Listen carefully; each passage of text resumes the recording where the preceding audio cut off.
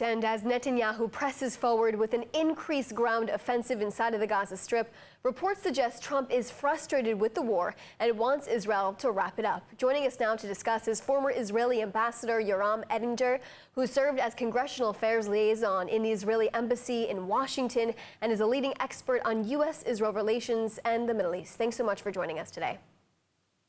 Thank you. It's my privilege. So it seems as if the tone did a 180-degree flip after Trump visited these Arab countries last week when it comes to the war in Gaza. What is making Trump so frustrated right now? Well, I suggest not to assess President Trump's position based on his talk. It's much more important to judge his position in accordance with his walk. And the walk has been very, very positive on U.S. Israel relations, while Biden withheld essential military systems and ammunition from Israel.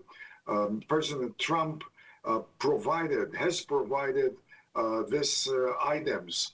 President Trump also did not react negatively when Israel took care of 11 of Hamas top leaders while Trump, was in the midst of his visit to the Persian Gulf. Supposedly, it could have embarrassed him. Supposedly, it could have undermined his visit. But I've no doubt that Trump, inside his hotel suite, probably told his staffers, finally, Israel acting just like Trump would do. At the same time, we cannot ignore the worldview of President Trump, which is not exactly compatible with the Middle East, as he assumes that the Middle East conflict, such as the conflict with the Houthis and with the Ayatollahs and with Hamas, are very similar to business-like negotiation.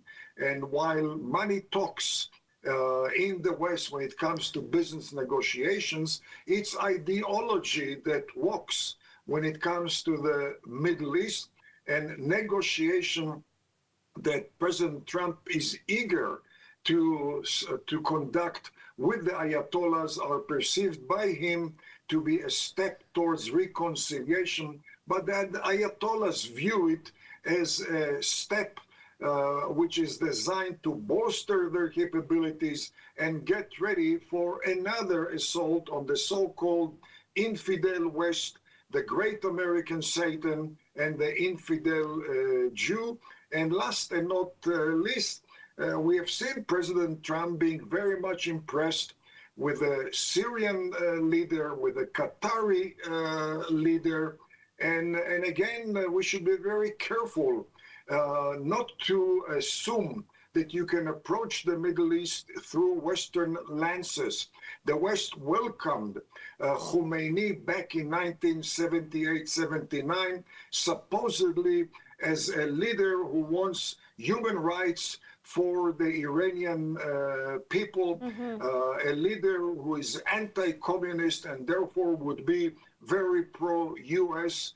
And we know that that leader became the #1 epicenter of anti-American war and terrorism. The U.S. also welcomed Bashar Assad in 2000 in a very positive way, because Bashar Assad spent few years in Britain. He's ophthalmologist. He was president of the Syrian Internet Society, married to a very modern Syrian lady, educated in the U.S., spoke few foreign languages, and we know that he became a butcher, a real butcher. Now, Trump may be right about al-Jolani from Syria, but I would suggest that before rushing into suspending economic sanctions and declaring al-Jolani a potentially peaceful leader, I would expect American president to require the president of Syria to uproot all hate education in Syria before he gets those privileges from the U.S. to uproot hate sermons from the mosque, to uproot hate media from the official media, and introduce a United Arab Emirate-like peaceful conduct. Once the Syrian does that, obviously he deserves to be accorded a real generous treatment, but not before that. We have run out of time, but thank you so much for your perspective today.